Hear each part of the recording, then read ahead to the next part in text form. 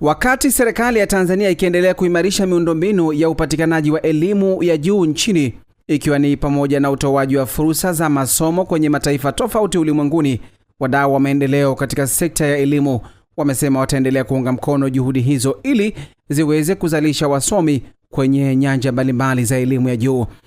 Kadiri miaka inavyokwenda mbele, sekta ya elimu nchini Tanzania imetajwa kuimarika ikilinganishwa na hapo awali kutokana na uwekezaji ambao umefanywa na mamlaka husika, jambo ambalo limeendelea kuzalisha wataalam wanaotumika kwenye uendeshaji wa shughuli mbalimbali za kimaendeleo.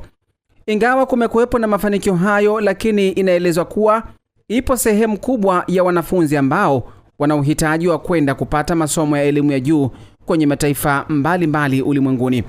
Ili kurahisisha hilo, shirika lisilo la kiserikali la Akili Education linaamua kuunganisha nguvu ya pamoja na chuo kikuu cha Khalsa kilichopo nchini India kwa lengo la kutoa fursa za masomo kwa wanafunzi wa ndani ya nchi kwenda kusoma India, kama anavyoeleza mkurugenzi wa Akili Education Felician Chizelema. Watu wengi wa Kitanzania wanakosa sana ajira za kimataifa kwa sababu tu ya ule uwezo wa, unakuta wakati mwingine elimu yake haimruhusu yeye kwenda kucompete kimataifa, au uwezo wake, ile confidence, kutokusafiri na nini, inamfanya yeye anakosa uwezo wa kwenda kucompete kimataifa. Kwa hiyo Khalsa wanakuja kubridge your gap ya wanafunzi wa Kitanzania kuweza kupata elimu ya kimataifa, lakini pia kuweza kucompete pia na masoko mengine kimataifa.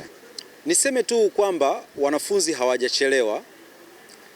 hawajachelewa kwenda kusoma vyuo vikuu nje ya nchi. Kama unavyoona Khalsa wamefika sasa.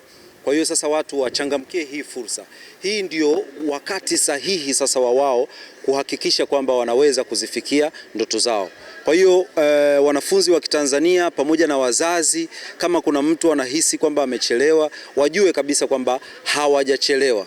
Huu ni wakati sahihi kabisa wa wao kuweza kuzifikia ndoto zao. Na kisha chuo hicho kupitia kwa mkuu wa idara ya mahusiano ya kimataifa Surabi Chaudhary akaeleza maeneo ambayo wanafunzi wa Kitanzania watanufaika nayo pindi watakapopata nafasi ya kusoma katika chuo hicho.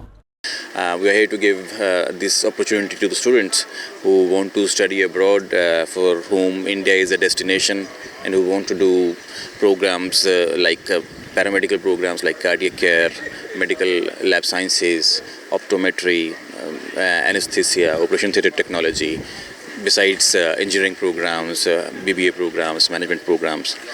We have a range of around 80+ programs. So